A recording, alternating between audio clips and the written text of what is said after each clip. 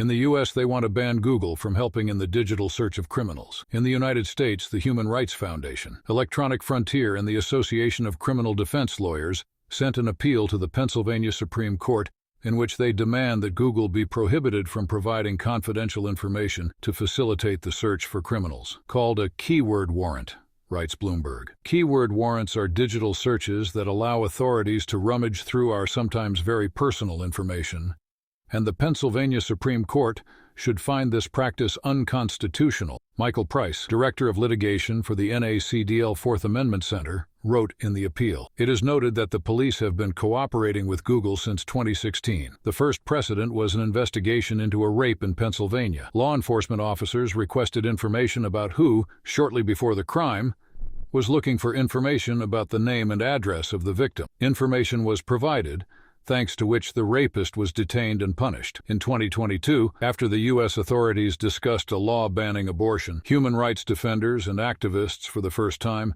demanded that Google be prohibited from disclosing such information because, in their opinion, it would allow tracking down women who decided to illegally terminate their pregnancies. However, then the Colorado court did not prohibit the company from transmitting information to the police. However, in December 2023, Google stopped providing police with user location information because it was discovered that law enforcement officers were misusing this information. In November 2023, the American corporation Apple called Google's Android system a mass surveillance tool.